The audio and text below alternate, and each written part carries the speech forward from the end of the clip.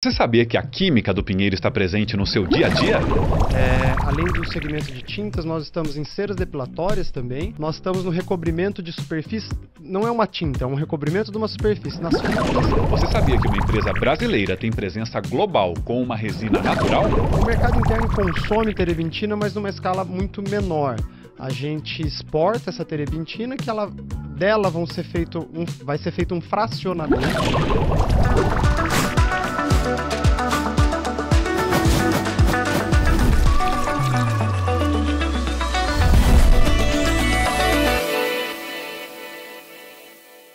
Olá, você está no AbraCast. De 23 a 25 de setembro de 2025, São Paulo cedia o AbraFat Show, o maior da história. E a Pinos Brasil é uma das patrocinadoras da edição deste ano. Eu quero cumprimentar aqui o Ricardo Santos Pereira, gerente de vendas da Pinos Brasil. Bem-vindo, Ricardo. Olá, João. Prazer estar aqui com vocês e falar aí um pouquinho da química do Pinos, como nós dizemos, e como ela está presente aí na AbraFat, a importância da AbraFat para nós. Uma alegria nossa e uma empolgação, inclusive, porque nós estamos abrindo esse período de esquenta e a Pinos é uma das primeiras a passar por aqui.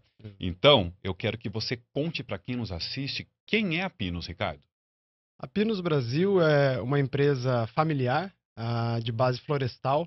Então, a origem do nosso negócio é lá no campo, lá no agronegócio. Nós passamos pelo agronegócio aí e chegamos à química a hora que a gente está presente aí no dia a dia das pessoas.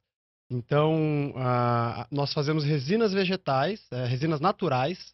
Essas resinas são fonte de matéria-prima numa série de indústrias que a gente vai falar aí ao longo do programa e estão presentes no dia a dia das pessoas. Então, nós somos produtores de resinas para tintas e outras aplicações aí, mas essa é a Pinos Brasil. Queria saber um pouquinho da história. Você me contou que é uma empresa familiar. Então, como é que começa essa história e como é que ela se torna essa potência que ela é hoje no mercado? Sim, a gente começa a história ali para ter um ponto de partida, né? Em 1978, aí com o senhor Henrique Fernandes, que é o patriarca da família, que hoje está à frente da Pinos Brasil. Ele era motorista e fazia transporte de madeira. Então, ele transportava pinos primordialmente, aí por isso Pinos Brasil, e do pinos nós extraímos a nossa principal matéria-prima. E aí ele foi trabalhando, o começo não foi fácil, acho que como para todo empreendedor aí que inicia, e juntando seu dinheiro, fazendo seu capital, até que ele conseguiu comprar, vamos dizer assim, a sua primeira pedaço de terra ali em 1985, que é a Fazenda Pedra Maria, que é uma das fazendas do grupo, que hoje é onde está a sede industrial da empresa, né? E fica onde? Fica em Buri e Capão Bonito. Buri, interior de São Paulo, e Capão Bonito. A fazenda fica na divisa, mais ou menos, dos municípios. Dos dois municípios. Então, ali, um pouco à frente de Tapetininga, estamos a 3 horas de São Paulo, capital, mais ou menos. Então, ali ele inicia daí o plantio, né, de pinos, que era a madeira ali que ele transportava, e vai com um foco mais para a indústria madeireira, inicialmente. E continuando aí esse legado, ele vai crescendo, né, fruto do trabalho e das adversidades todas que tinha ali. E a sua primeira indústria, na realidade, foi uma madeireira, uma serraria, que está até hoje, faz parte da composição do todo do grupo, junto com um dos filhos, que chama Ricardo, também, Ricardo Fernandes, que é a RF Madeiras. Então, ali ele produz tábuas para construção civil, para embalagens, como pallet e outros, e cavacos, pinos, que seria a madeira picada da árvore ali, dessas sobras, que ela vai ser utilizada depois também aí na nossa cadeia produtiva como biomassa para que nós possamos produzir a nossa própria energia. Feito isso ali da indústria madeireira, ele conhece a indústria química, tem ali também os trabalhos de resinagem, que é a extração da resina desse pinos, e vai avançando na cadeia, agregando valor, vamos dizer assim, ao recurso florestal. E após isso ele inaugura sua fábrica de breu e terebintina, que são os primeiros produtos que você extrai ali da resina. Então, eu tenho lá a árvore plantada, vou extrair a resina dela, e dessa resina nós vamos fazer 2 principais produtos na nossa primeira fábrica química, né? A primeira fábrica do grupo foi a RF Madeiras, depois a primeira fábrica química, onde nós extraímos aí o breu, ou no mercado externo conhecido como gum rosin, ou colofônia em alguns lugares, e a terebintina, que é um solvente. Aí nós fazemos esses produtos, já comercializamos eles também.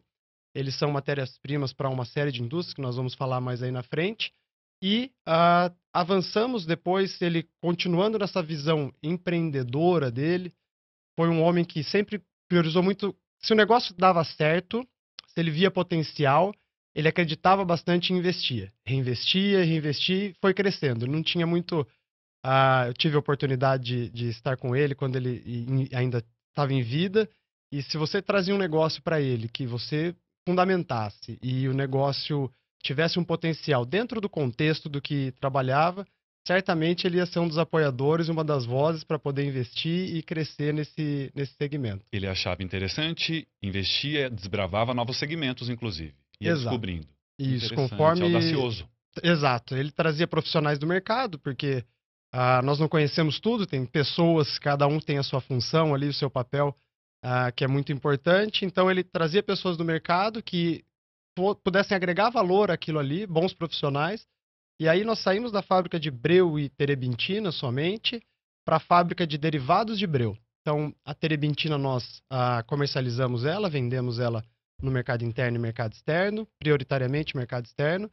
E os derivados de breu que nós chamamos que é a segunda fábrica química. Daí do breu nós vamos continuar fazendo outros subprodutos, como ésteres, éster de glicerol, éster de penteritritol, resinas fumáricas, resinas maleicas, um monte de resinas aí que todas saíram do campo lá, do agronegócio, do plantio do pinus, da extração da resina, para que a gente possa abastecer com matéria-prima aí uma série de indústrias e estar no dia a dia das pessoas. Certamente ele lá atrás, o senhor Fernandes, motorista, não imaginava que a empresa, né, uma ideia fosse chegar no porte que nós temos hoje e que o filho, o Ricardo, seu xará, dá continuidade. Exato. Acredito que não, viu, assim, mas... E ele era sempre um visionário. Quando você falava com ele, assim, ele não via o fim. Então ele... E no nosso negócio você não pode ver o fim, porque você...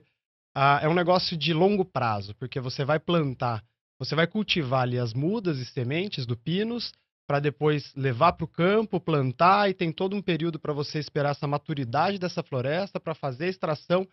Então, muitas vezes, eles que estão no segmento costumam plantar para outras gerações. Talvez não fica nem para ele, então você sempre no longo prazo você continua investindo aí para crescer, porque é a natureza do nosso negócio. Perfeito. Plantar para outras gerações em todos os sentidos nesse caso, né? Com certeza. Ô, Ricardo, como é que funciona então a parte florestal da Pinus Brasil hoje? Isso, eu me antecipei aqui, falei um pouco ali da indústria química, agora vamos ao início ali.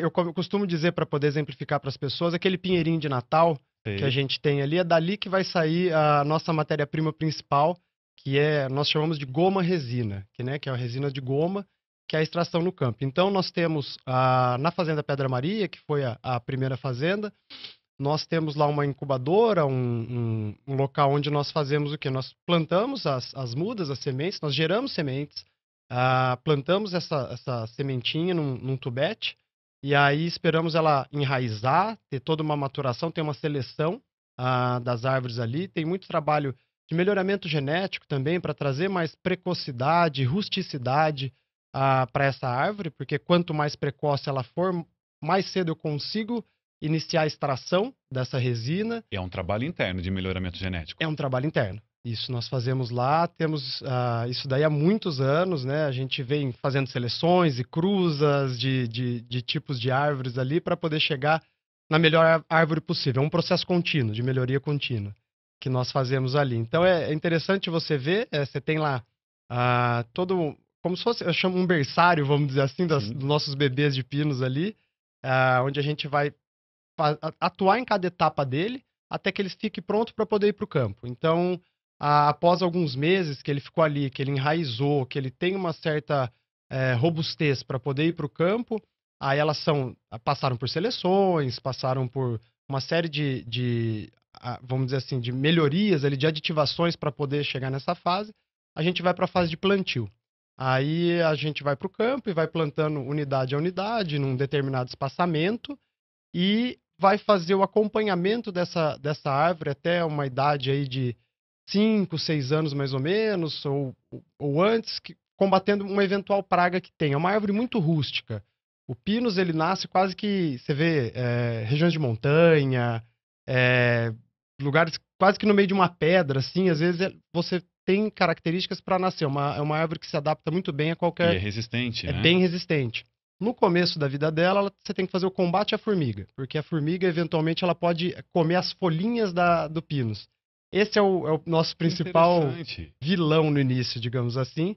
Então você tem equipes que é interessante você ver o trabalho delas, que elas fazem o rastro da formiga, mais ou menos para onde ela vai, de onde ela vem. Eles têm um olhar muito atento, você vê eles andando no campo, e aí você coloca um defensivo agrícola para que você consiga combater isso daí até que a árvore adquira determinado corpo, porque depois ela vai e você não tem mais problemas. Quando ela está pequenininha, é como se fosse ali vamos dizer, um mel para a formiga, no caso, e ela vai lá, vai comer as folhas. Se ela comer as folhas, ela vai matar essa muda, porque não vai ter como nutrir a planta, e enfim, para ela seguir o seu ciclo de vida. E com 5 ou 6 anos ela já está mais resistente. Já até antes ela já está mais resistente. Com 5 ou 6 anos, a gente já começa a fazer, ou antes, depende da árvore. Hoje a gente melhorou muito esse ciclo, né?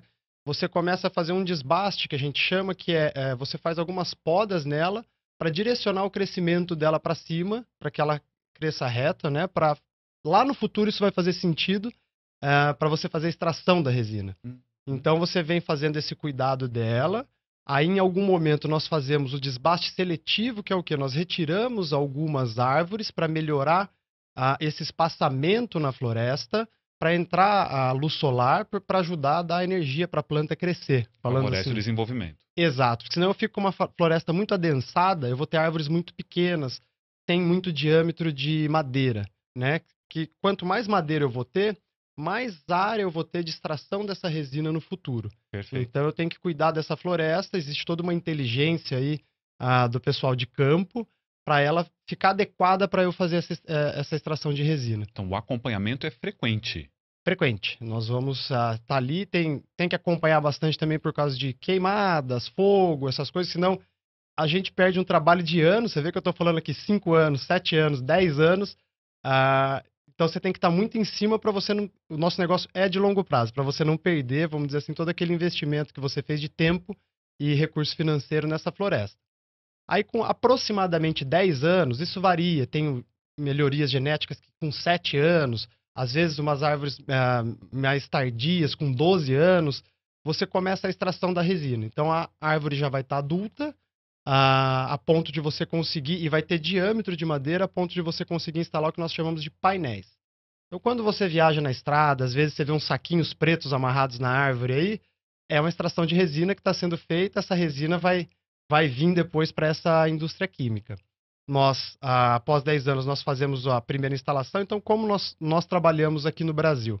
Nós trabalhamos com a árvore viva, com a árvore em pé. Aí tem locais que eles cortam para a indústria papeleira e fazem uma extração dessa resina de uma outra maneira química ali.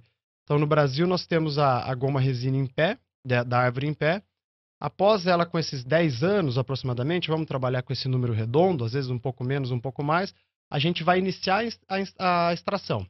E aí, eu vou, por painel, que eu vou fazer a extração, eu vou ter uma produtividade de resina ali na casa de 3,2 a 3,5 quilos ano por árvore. Ano. E nós produzimos toneladas, então você precisa de milhões e milhões de árvores. De área plantada, plantada para poder conseguir chegar no volume que a indústria consome, que o mercado consome das nossas resinas. Isso é por painel. Então, tem árvore que, conforme eu vou tendo aquela melhoria genética que eu fiz lá atrás, aquele bom cuidado que eu fiz lá no início, essa árvore ela vai ter um DAP, um diâmetro maior. Ela me possibilita instalar mais saquinhos, mais painéis. Então, ao redor do tronco dela. Ao redor do tronco dela. E aí é uma questão de manejo florestal, de tomada de decisão, de momento. Então, eu posso ter somente um painel, finalizo ele, eu vou extrair essa resina por uns bons 10 anos aí também, ela vai me dar essa capacidade. Depois, ela ainda vai ter resina na árvore, só que eu vou subindo, que nem eu vou fazendo cortes sucessivos na casca dessa árvore para manter os canais resiníferos abertos, para poder descer essa resina. E eu vou subindo esse saquinho ao longo do tempo, porque eu vou subindo esse corte, né, essa casca, eu não consigo continuar extraindo daquele cortezinho na casca que eu fiz inicial. Sim. E aí vai chegar uma hora que o saquinho para, mas a gente continua fazendo o que nós chamamos de estrias. São estrias na árvore. Aí com essas estrias que eu vou fazendo, vai chegar uma hora que ele vai ficar acima da minha altura. Aí tem uma engenhoca no campo, que o pessoal utiliza, uma espécie de um cabo, e aí ele vai fazendo uma estria em V, assim. Então ele vai entrar nessa árvore, ele já não alcança mais, não está na altura da mão, ele aproveita esse cabo como se fosse um cabo de uma enxada, Sim. digamos assim, e vai continuar, ele tem uma habilidade assim que é fantástica, assim. Ele vai continuar fazendo esse corte na árvore com a ferramenta, que é o estriador que nós chamamos, para poder manter isso aí aberto. Só que chega uma hora que fica tão alto que a produtividade do homem no campo cai também, e aí não vale a pena você continuar nesse painel, ou você inicia o outro painel, ou em algum momento, às vezes a gente tem uma árvore com 2, 3 painéis. Então, o mesmo cara que vai passar nessa árvore, ele já vai fazendo a estria desses 3 painéis. Então, eu vou ter uma produtividade maior nessa árvore, e aí vai de escolha. Às vezes eu posso ir de uma vez, se eu tenho uma condição climática de chuva, sol, que eu Que não também sugue influencia. isso, que eu não sugue tanto essa árvore, que ela tenha condição de me trabalhar com 2, 3 painéis ao mesmo tempo para extração dessa resina. Tem regiões que talvez não seja tão interessante, que eu vou ah, prejudicar, a árvore vai ficar muito sugada, digamos assim, vai ser muita extração versus o que ela consegue produzir ali. Então, tem um manejo que vai ser feito, uma inteligência, digamos assim, florestal, para saber como administrar isso daí. Mas trabalhando com números redondos, podemos falar aí que eu vou extrair resina dessa árvore por cerca de 10 a 12 anos. Ela mantém essa produtividade a partir dos 3 quilos, 3,5 kg. Isso, exatamente, por painel. Então, Por se eu painel. tô com 2 painéis, eu tô com 6 painel. quilos, mais ou menos. Claro que eu tenho áreas que vão produzir 2 a 2,2 quilos por ano. São áreas não tão boas, dependendo. E às vezes árvores também, né, que não tem uma genética tão boa. E eu tenho árvores com 4,5 kg, 5 quilos. Então a gente trabalha num número médio que vai ficar aí nessa casa de 3 a 3,2 quilos por ano para a extração dessa resina. E é interessante a gente falar que nós utilizamos 100% dos recursos de reflorestamento. Então, a hora que Fantástico. acaba isso daí, o que eu vou? Vou lá para a RF Madeiras. Eu vou cortar essa árvore, ela vai virar tábua para a indústria de embalagens, para pallet, para construção civil, e também vai virar energia que vai alimentar nossas caldeiras para poder produzir a indústria química, para poder beneficiar essa resina que foi lá para a indústria química. Então, eu corto, o ciclo continua ad eterno, vamos dizer assim. Eu vou cortar, vou replantar, né? A indústria vai replantar o pessoal da floresta vai replantar esse pinus, e essa árvore foi lá e eu vou aproveitar ela 100%. O que não der para eu utilizar em madeira, eu vou picar ela para produzir cavaco, ou biomassa, como chamam, para poder alimentar nossas caldeiras e gerar a nossa própria energia dentro da fábrica. Então, nós temos uma componente natural, antes disso estar em voga, de sustentabilidade dentro do negócio. Então, não é uma questão de que eu estou praticando sustentabilidade para atender uma demanda nova ou coisa do gênero. Nosso negócio, por natureza, ele é sustentável e nós utilizamos 100% da matéria-prima florestal. Isso é fantástico. Inclusive, não só reaproveitamento das árvores ali, da matéria-prima, mas também da área plantada, né? As duas correntes andam simultaneamente. Exatamente. É isso daí. Fantástico. Eu nunca mais vou olhar para uma plantação de pinos da mesma forma. Não Exato. fazia ideia que era esse trabalho todo. Você contando, fiquei me lembrando dos incêndios que assolaram o Brasil em 24, a preocupação que deve ter no acompanhamento de uma área plantada como essa, né? Sim. Incrível. Ricardo, você já me adiantou em alguns momentos alguns produtos que a Pinos Brasil fabrica, produz, né? Queria aprofundar um pouquinho mais falando deles todos. Uhum. Vou falar dos principais, né? E eles têm as suas variações, digamos assim. Então, como eu disse, nós mandamos essa resina lá para a primeira fábrica. Ela chega lá cheia de sujidades do campo, vamos dizer assim, que são folhas, cascas, água. Então, nós vamos fazer uma seleção e separação. Nós temos o rastreio de toda a resina que entra dentro da fábrica. Então, eu sei de onde veio, de qual floresta que veio, de qual localização, para eu ter essa rastreabilidade ao longo da indústria. É aquele saco preto que você contou pra gente. É ali. Isso, exatamente. Ele que chega com essas sujidades. Isso, naquele saco vai permanecer na árvore. Ele fica. Ali vai reter a resina. Daí ela é coletada ali O que manualmente. sai dali. E isso vai para tambores. Desses tambores a gente vai colocar num caminhão e vai levar até as fábricas. Ok. Aí ali na fábrica nós temos o pátio com a nossa matéria-prima, que é a resina, e vamos tirando, vamos separando em lotes ali, que é onde eu posso ter a rastreabilidade. Que é importante dizer que, assim, nós fomentamos também outros produtores. Nós não temos somente áreas próprias. Algumas indústrias do segmento não têm áreas próprias, nós achamos importante ter, que nos traz um balanço, um equilíbrio, uma condição de garantir para o nosso cliente que é parceiro, que está com a gente, tem um cliente spot e tem o cliente que está ali com a gente sempre. Esse fornecimento, porque temos variáveis, temos o clima, temos momentos em que eu tenho mais ou menos oferta de resina no mercado dessa matéria-prima. Então, nós temos áreas próprias, arrendamos áreas também, então, digamos que você tenha lá sua floresta, você tenha lá seu sítio, sua fazenda, desde que seja viável a produtividade ali, nós podemos arrendar, fazemos toda a exploração florestal ali, esse manejo florestal, e te pagamos uma parcela em resina, você pode vender para quem você quiser, ou vender para. Normalmente você vai vender para nós mesmos, para Pinos, porque nós utilizamos, e também compramos de terceiros. Então, se você quiser produzir a sua resina, você tem capacidade, conhecimento, a sua floresta, nós compramos também essa resina e colocamos na nossa fábrica. E é importante que tenham outras pessoas participando no processo florestal, que traz formas de manejo diferente, às vezes diferenças de espécie, está todo mundo tentando produzir mais da melhor maneira possível, né? Então você tem acesso aí a informações são cabeças pensando diferente em determinados campos. E aí, beleza, trouxe essa resina para a fábrica ali de breu e terebintina. Eu vou fazer uma filtragem, nós vamos fazer uma filtragem dessa resina, onde nós vamos extrair toda e qualquer sujidade e vamos para o que a gente chama de goma filtrada, resina limpa. Então eu vou tirar ali cascas, folhas e qualquer sujidade que entrou ali naquele processo, num processo rigoroso de filtragem. Após isso eu vou deixá-la descansar para iniciar a separação da água, porque eu não quero a água que está ali nela, ela naturalmente vai começar a separar, vai ter uma decantação. Isso é natural? Por um período. Esse é natural, nós separamos ela nos tonéis grandes, numas cubas que nós chamamos, e ali ela vai começar a separação da água dessa resina, né, que ainda não produzi breu e terebintina. Feito isso, eu vou eliminar parte dessa água e o restante eu vou fazer uma destilação. Como você faz a sua cachaça lá, a sua pinga, cada um da sua maneira, mas eu vou destilar essa resina.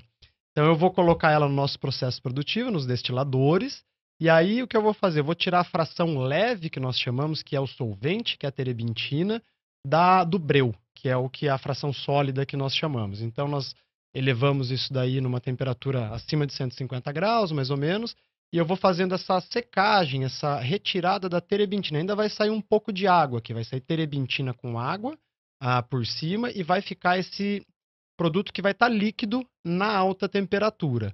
Aí eu vou envasar ele para exportação, normalmente em barricas de 250 quilos, nós fazemos, daí vão 4 por pallet, 1 tonelada por pallet. E para o mercado interno nós fazemos eles em escamas, isso o breu. Então eu vou despejar ele numa esteira bem longa, que ele está numa alta temperatura, que ele está líquido. Vou resfriar isso daí ao longo dessa esteira. E ao final nós vamos quebrar isso daí em partículas que parece um cereal matinal lá, os sucrilhos, mais ou menos, que nós chamamos de flocos, escamas ou flakes.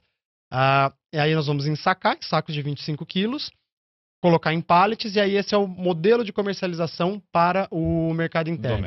Doméstico. E também o mercado externo consome dessa forma, mas grandes indústrias acabam consumindo nesses barris de 250 quilos, porque é mais fácil deles manusearem dentro de uma escala de produção grande que eles fazem. Então aqui eu tive o breu. Só que eu extraí essa fração leve que eu te comentei ali, que é a terebintina. Terebintina é um solvente muito nobre, utilizado na indústria, em diversas indústrias à frente, que são os mercados que nós atuamos, e eu separo ela daquele restante de água que ficou ali com ela. Ela não se mistura com a água, então ela se separa muito bem. Aí eu vou ter ali a terebintina pura, e o mercado interno consome terebintina, mas numa escala muito menor.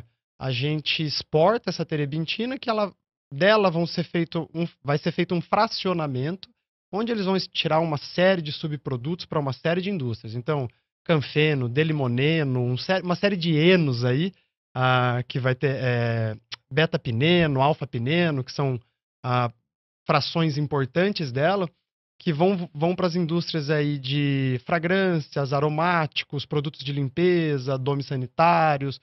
Uma série de outros produtos vai ser feito aí com a terebintina. E também ela serve como um solvente também para a indústria de tintas, mas não é muito utilizada nesse segmento porque ela é um solvente muito nobre. O preço dela é diferente, talvez não favoreça tanto ser utilizado na indústria de tintas. E ela vai mais na tinta a óleo, aquela tinta de arte Sim, que o perfeito. pessoal vai fazer as suas pinturas. Aí eles utilizam a terebintina, mas é um consumo pequeno versus a produção. Então nós costumamos exportar O essa grosso é a terebintina. exportação. Exatamente. E aí, continuando em produtos, então esse breu eu comercializo ele, mas eu levo ele também à nossa fábrica integrada. Eu levo ele também para a segunda fábrica que fica na Fazenda Pedra Maria, seu Henrique, lá atrás, eh, que é onde nós fazemos o que chamamos de derivados de breu. O nome por si só já diz, então aí nós vamos para uma química um pouco mais apurada, onde nós vamos fazer os ésteres. São ésteres de glicerol, com uma mistura com glicerol, com uma reação. É um produto mais estável. Nós vamos controlar ali a coloração dele. Eu vou ter uma cor mais clara ou uma cor um pouco mais escura, dependendo do desejo do cliente. Um ponto de amolecimento, que são características. Eu tenho pessoas que querem utilizar ele com ponto de amolecimento, que é a hora que ele começa a amolecer, a ficar líquida, digamos assim, 90 graus, 95 graus, 105, tem indústrias que precisam dele a 130. Então, nós vamos trabalhando isso daí quimicamente, aí entram nossos gênios ali, engenheiros químicos, todos que fazem isso daí. Faço éster de glicerol, éster de penteritritol, resina fumárica, resina maleica, breu modificado e uma série de outros nomes para nós comuns, mas não tão comuns, que vão aí ser empregados nas indústrias para frente. Então, e tudo isso veio daquela sementinha que eu plantei lá 10, 12 anos atrás e cuidei dela. Evitou Ah, as formigas, depois fez o manejo da área e tudo mais. Exatamente. Aí chegamos nisso e chegamos nesses produtos que vão estar aí presente aí numa série de clientes que vão estar na Brafat, que eu costumo dizer que a Brafat é mais do que tinta, né? É um encontro da química ali dentro e que inclui também tintas e recobrimentos. Ô, Ricardo, sobre os mercados nos quais a Pinos atua, você já citou de forma pontuais algumas questões, mas para entender um pouco mais sobre os principais mercados de vocês. Exato. Eu costumo dizer que tudo que gruda, eventualmente a gente participa ali. Então, tudo que você tem nós chamamos de TAC, pegajosidade. Tudo que você tem ali algo que dá uma grudadinha, a etiqueta que você colou seu adesivo, a cola do seu sapato, nós podemos ou não estar presente ali. Aí depende da escolha do cliente, da formulação dele, de como adicionar ou não ali o nosso produto na sua formulação. Então, a hora que você pensa assim, os principais mercados para nós são adesivos e colas, e existe uma tecnologia muito grande em adesivos e colas, então a cola que colou aqui, vamos dizer, o isolamento acústico desse estúdio, foi colocado aqui, possivelmente vai ter o nosso produto ajudando a dar pega, a grudar. Então, tudo aquele taque, aquele restinho que fica no seu dedo, quando você vai na floresta, que você enfia o dedo na resina ali, aí depois você limpa assim, vai ficar um taquezinho, É essa a aquele sensação. grude, essa sensação. Que é o que vai ajudar da pegajosidade, a impregnar, vamos dizer assim, a grudar os substratos que nós chamamos, para não ficar tão técnico. O que é substrato? Isso aqui é um substrato de madeira, Sim, substrato metálico, as superfícies, né? Então a cola que fitou a fita de bordo, que colou essa mesa que nós estamos aqui, muito provavelmente vai ter um pouquinho de uma das nossas resinas ali dentro para poder ajudar a dar essa aderir. pegajosidade, a aderir. E aí tem uma coisa interessante dentro de adesivos também, que está ali a sua caixa de pizza congelada, eventualmente à noite. O fechamento daquela caixa foi uma cola que fechou aquilo ali. A empresa de entrega do seu e-commerce que você comprou, o fechamento daquela caixa foi alguma coisa. Uma indústria cervejeira fechando sua cerveja, ou rotulando sua cerveja, rotulando seu vinho. Eventualmente, nós estaremos presentes ali numa fração daquela formulação daquele adesivo ou cola para poder dar aquela aderência e colar aquilo ali. Indústria de tintas. Nós temos aí uma presença grande na indústria de tintas em dois momentos, vamos dizer assim. Às vezes nós estamos já no produto final, que seria um verniz, uma tinta flexográfica ou de rotogravura, que são as tintas de impressão. Estamos também uma etapa antes. Tem clientes que acontece, ele não produz a chamada resina dele para fazer a tinta. Ele compra essa resina pronta.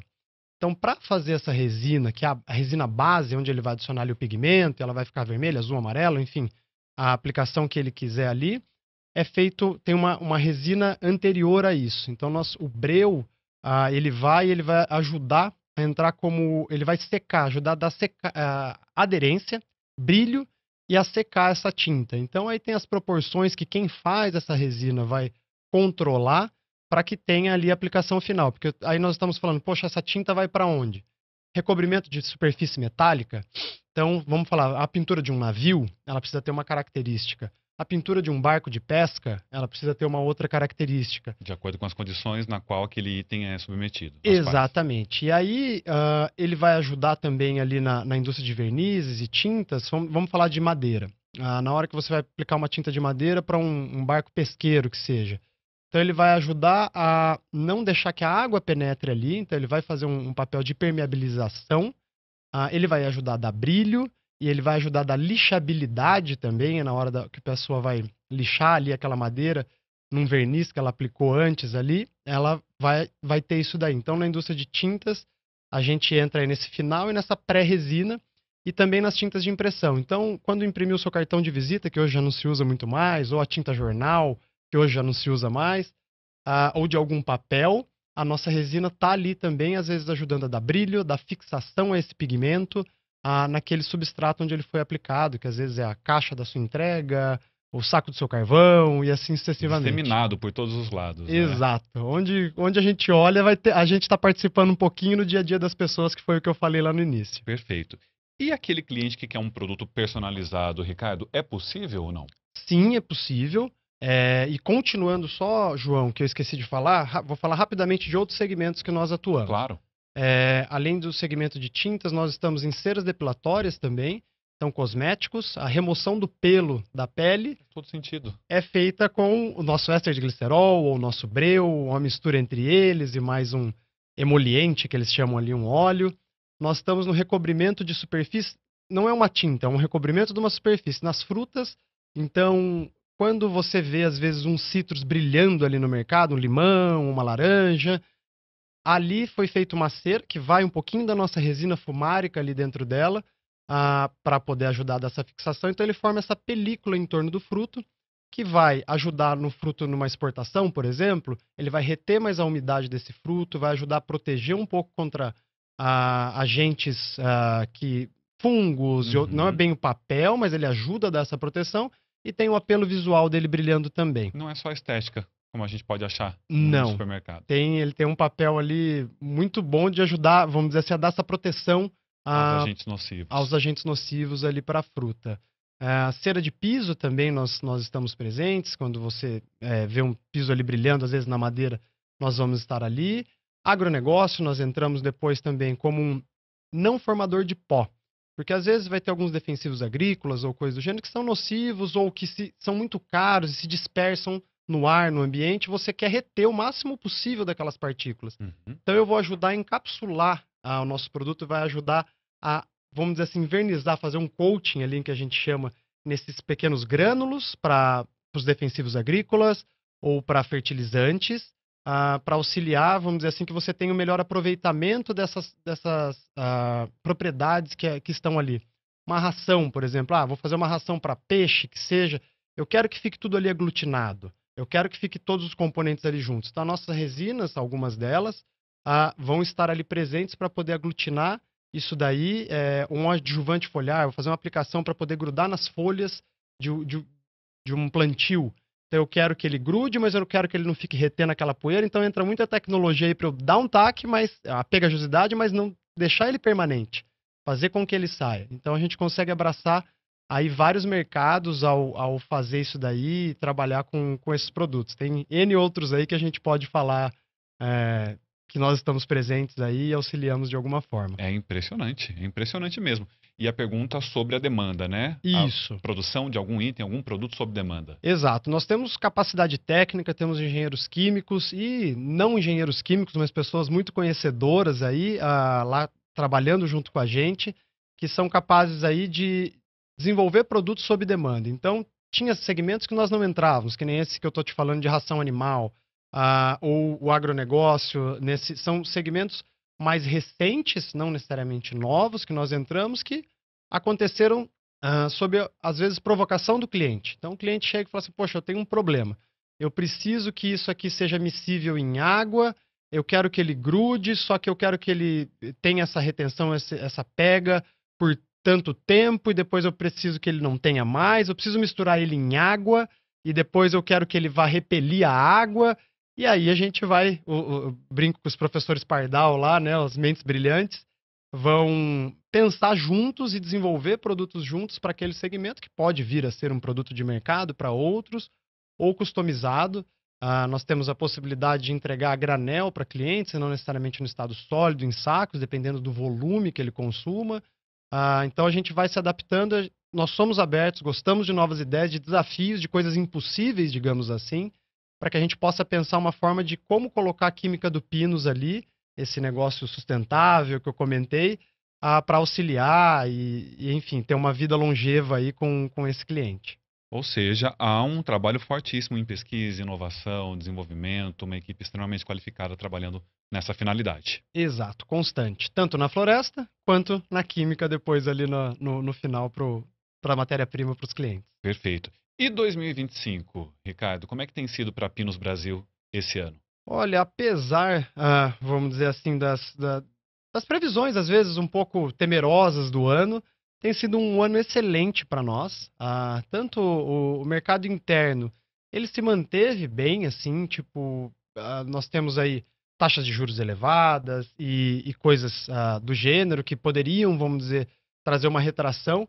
Não está assim brilhante aquela coisa, mas ele se manteve para nós no mercado interno. O mercado externo também tá pulsante, a gente está aprendendo a trabalhar com essa dinâmica global que nós temos aí de taxa de juro para cá ou taxa de juro para lá, mas isso sempre vai ter. Vai ter uma guerra aqui, vai ter alguma tempestade em determinado local que a gente vai ter que se adaptar, né? Tarifação. Exato. Você fala, se você não dorme, se você está ativo, se você está antenado e está trabalhando, você vai se adaptar. Você vai encontrar uma maneira, porque é uma matéria-prima que é necessária, ela está em diversos locais, então esse consumo vai continuar existindo. Só que às vezes ele não está tão forte na Europa, ele está nos Estados Unidos, ele está no Oriente Médio, ele está na Ásia ou na África, então você vai ter que ir entendendo as dinâmicas do mercado, o comportamento, se manter competitivo e inovador também é importante para acompanhar para onde o mercado está indo. Então você não vai ter tanta crise, digamos assim, é lógico.